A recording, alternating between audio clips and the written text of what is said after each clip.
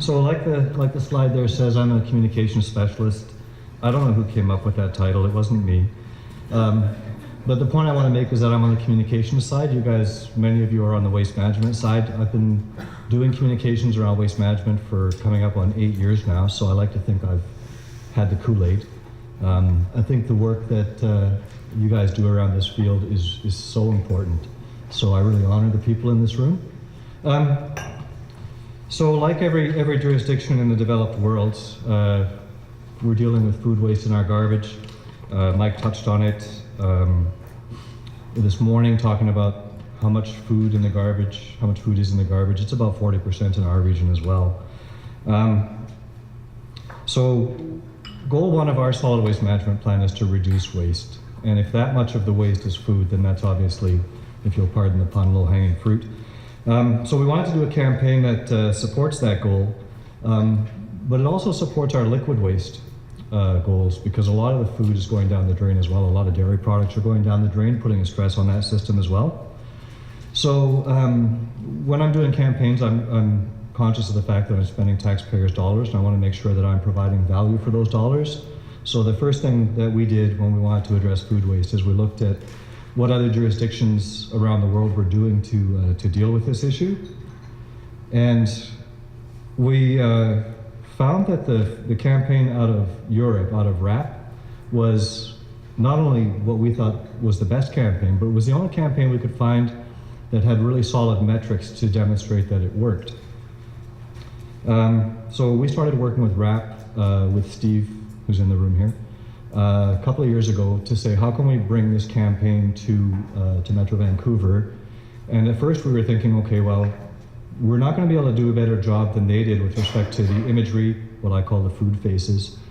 So we're going to come up with an agreement where we have a license to use their materials. But then as we started to think more and more, like, how are we going to actually execute this campaign? We realized that it would probably be way more cost effective for us to work with RAP, have them help us build our campaign, than to try to just copy what they did. So with community-based social marketing, the first thing you do is you do some research. You want to understand what you're up against. And our baseline research there was two elements to the baseline research. The first element was kitchen diaries. We had a research company identify representational households for our region. By representational, I mean they had to identify a sufficient number of households in each of the 4 quadrants in our region. They had to identify sufficient households to reflect the ethnicity of our region. They had to find representational households for detached homes, townhomes, condominiums, and sorry, that does cover that. So in those diaries, what we asked people to do is to actually record their food waste for a week. And what they were recording was what they were disposing of it, what they were disposing of, when they were disposing of it, so was it breakfast, lunch, dinner, or a snack, why they were disposing of it, and the most important question was, of that food you're disposing, how much of that should have been eaten? And we also looked at the bins at 80 households, which is a pretty small data set. But what we looked at is the garbage and the food scraps, and what we were looking for there was an indication of how much people were under-reporting their behavior. And when we developed the process for collecting our data, we tried to mirror what RAP did, because our hope was that we could, if we had comparable data to what RAP had, we could then use their data to some degree as well, and have a higher level of confidence in the information that we were reporting. So this is what we learned, and what you're looking at here is a chart that has the different types of food, if you can't see it, and then there's the unavoidable piece and the avoidable piece. So all the stuff that's in orange there, that's all avoidable food waste. So you'll see with fruits and vegetables, there's a big chunk of it that's unavoidable. That's like the orange skins, that kind of thing. And then you get into stuff like bread, like what part of bread could you not eat when you bought it? So the numbers are pretty staggering.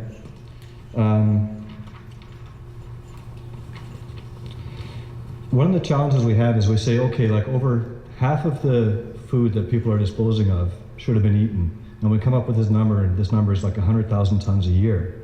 So I could say to you 100,000 tons a year, I could say to you 1 million tons a year, I could say 10,000 tons. It all feels the same because there's just these big numbers that don't really evoke any kind of emotion. So what we did is we looked at individual types of food and we looked at one day. So for example, when we want to say how much food are we wasting, just in the Metro Vancouver region, which is about 2.3 million people, we're wasting 16,000 heads of lettuce every day. We're wasting 40,000 tomatoes every day. We're wasting 70,000 cups of milk every day. We're wasting 30,000 eggs every day. So when we start to convey information like this to the public, now they're starting to have a bit of a response, which typically looks like, holy crap. The good news is that most people in our region do like to cook. We asked some questions to kind of get their attitude around food. And people also reported that they like to try new recipes, try to make new things to eat, which suggested to us that they do value the food that they buy. So then the question is like, why are we wasting food? And really what it comes down to, if you look at this on the right side of the pie, it's because people don't have a plan for the food that they're purchasing. And we've talked about this a lot all day, how having a plan for the food that you buy is going to reduce or eliminate your food waste. So we asked about other barriers to people reducing their food waste. And one of the big ones that we're finding over the past year and a bit since we started the campaign is I can talk about food waste to a room full of people like this or out on the street, and I can say, these are the numbers, this is staggering, and people go, oh my God, I don't do that. So the point is that they're not even aware that they're doing it, and this could be for a few reasons. One of them, I think, is that as you're handling food in your kitchen, the waste is actually quite incremental. Like, yes, if you go into your crisper drawer and you say, wow, I'm throwing a lot of food out, you're going to notice it. But if how you're cutting a pepper is wasting any of that pepper, then that's avoidable food waste as well.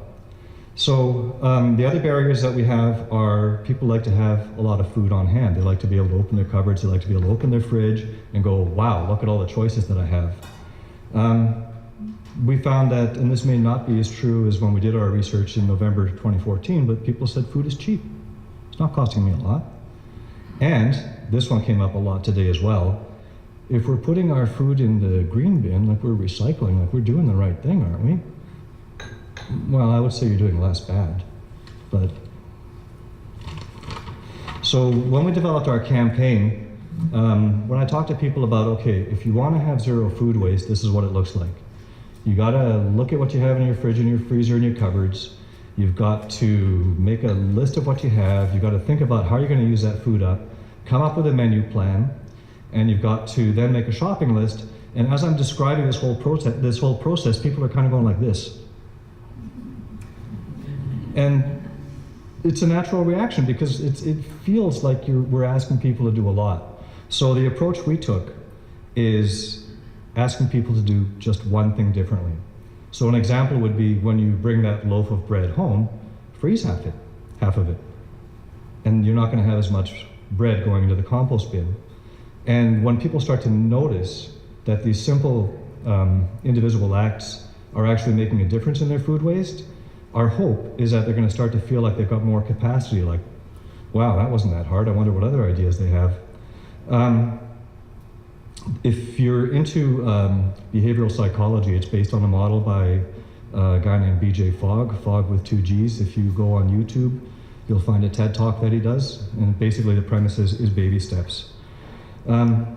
So in addition to simple tips like I just described, where you freeze half the loaf of bread, this section here, your ideas, what that is it's a stream of tips to help you use up those little bits of food that you already have. And what we're hoping is going to happen here is, obviously we don't have all the answers, we're hoping that this will start to collect user-generated content so that people in the region are actually giving us their ideas and then we're sharing them with the broader community. Under menus and recipes, if you were to go into our menus, what you'll notice is it asks you how many people you're serving. So if you were to put in, say, 2 adults and 2 kids, like my household, you'll notice that where we have the ingredients, the amount of the ingredients changes. Because what we're trying to do is we're trying to encourage you to use the right amount of ingredients so that you don't have leftovers. Because you may have noticed when I had that graph of food up, 20% of the avoidable food waste was leftovers. Under food storage, you'll find information like there's an infographic that shows a refrigerator and it talks about the different temperature zones in the fridge. So for example, a lot of people don't realize that the warmest part of their fridge is the door, and yet that's where they put their milk. And then they wonder why their milk goes sour, for example. The other types of food storage tips we have is typically how long are different types of food gonna last if you have it in your household. There's a whole section on freezing, because I think that the freezer is probably the most underutilized appliance in our homes. And then under About Us, it describes the campaign, but also what we did is we reached out to some subject experts. You guys may be familiar with names like Tristram Stewart from the UK. J.B. McKinnon, who was a co-author of the 100 Mile Diet, provided us with a blog, and a couple of other people have given us just their take on food waste. So just hopefully will stimulate a bit of a conversation. The other piece we have is information about best before dates. And that's a bit of a tricky one for government, because for government to say use your common sense, and then if somebody has some kind of an adverse reaction to food that they thought was safe, it's a bit problematic. And I don't know if you work for government. If you do, then you know that they're pretty quick to lawyer up and just say that's just, you can't do that. So what I did is I found a article by a registered dietitian that describes in detail exactly the message that we wanted to convey, but it's coming from a registered dietitian instead of from us. So that's how I covered off that base. If you're coming across that barrier, if your organization is saying you can't talk about that, that's too scary, that was the workaround that we came up with. So when you have a web-based campaign, one of the keys is keeping the content fresh. So we're doing things like playing with different times of the year where you can have some fun. So obviously, you know, the dating game in January, February. In the summer, we're going to talk about barbecuing and using up leftovers. When you shift into the fall, we've got Thanksgiving, we've got scary vegetables around Halloween, and Christmas is an opportunity to talk about portion planning, because that's when we tend to have lots of guests. So over time with our recipes, one of the things that we hope to do is to introduce some seasonal vegetables, so that as we get new recipes coming in the summer, what is being grown locally that you can get from the farmers markets, to try to introduce that. And then also, because we've got a pretty significant Asian and South Asian population and a huge vegetarian population, can we start to introduce those kinds of menu sets as well. Through the Retail Council of Canada, we were very, very fortunate to hook up with Sobeys, and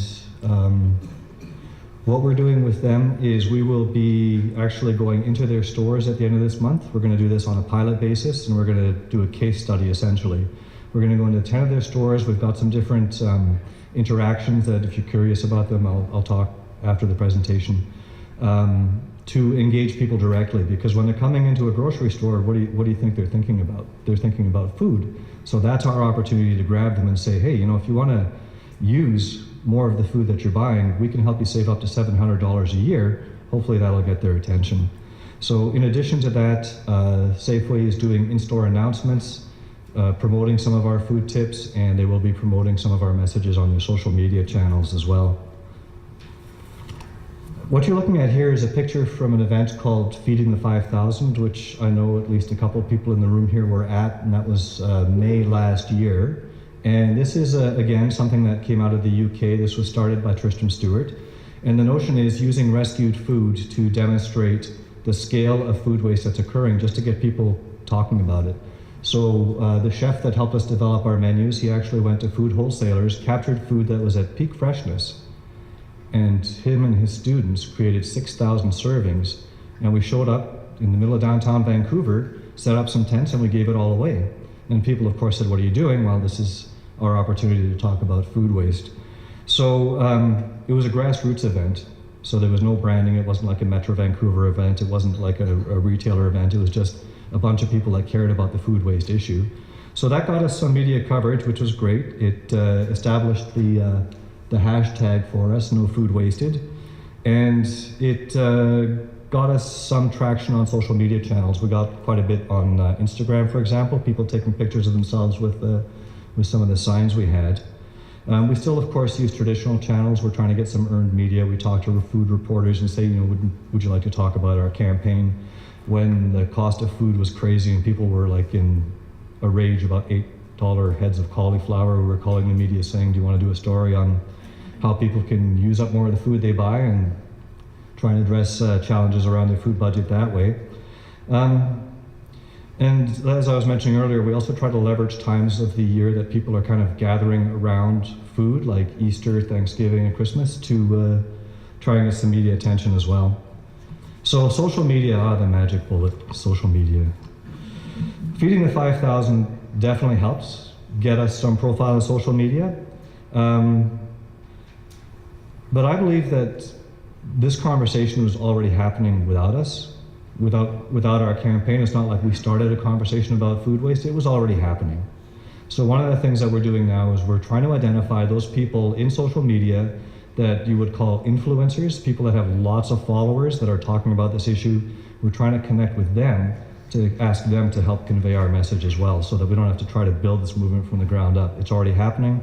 We want to find where the conversation's happening, and we want to insert ourselves in that conversation. And with feeds like Twitter and Facebook, when people share that kind of stuff, it's coming from a trusted source. So for example, if I see that Kate from University of Guelph has tweeted something, it's pretty likely that I'm going to look at it because I respect Kate, I know what she's about. She's a trusted source sharing the information with me, so that's really, really powerful. And we're also, as I mentioned before, doing something that I don't think anybody else in Canada has done, and that's to reach out to people and say, we don't have all the answers, we need your help. We want you to come share your ideas with us. That's not getting the traction yet that I had hoped, but I haven't given up yet. But if anybody has some suggestions around that they can share with me, I'd really appreciate it. So the intent is that we become the hub in the Lower Mainland for this whole discussion. So I don't know when we spoke to Steve a couple of years ago if he had any idea how big this whole movement was going to become. But in addition to Love Food, Hate Waste in the UK, in Metro Vancouver, there are 2 campaigns in Australia, one in New Zealand, one in Scotland. We are just going to come together in the next couple of weeks to talk about best practices, to share how we can improve the campaign. And first thing this morning, there was a reference to the National Zero Waste Council. If you guys are familiar with that, the National Zero Waste Council has a food working group. And that food working group is working on reducing food waste. And one of the things they're looking at is the feasibility of working with RAP to scale our campaign up across Canada. So the other piece to that, of course, is having discussions with communities, cities across Canada to see what their interest is through the National Zero Waste Council. So if your community is not part of that, I encourage you to join, because that does put you into the pipe for hopefully working with us. So in conclusion, our goal is to reduce household food waste by 10% by 2018. And how do we know whether we've accomplished that goal or not? We're going to replicate our household diaries. We're going to hit 500 households again. They're not going to be the same 500 households, but our hope is that when people record what food they're disposing of, when and why, and how much of it was avoidable, that avoidable piece will be 10% smaller. So that's our campaign in a nutshell. Please tell your friends about it. And if you have any questions, I will be around. So thank you.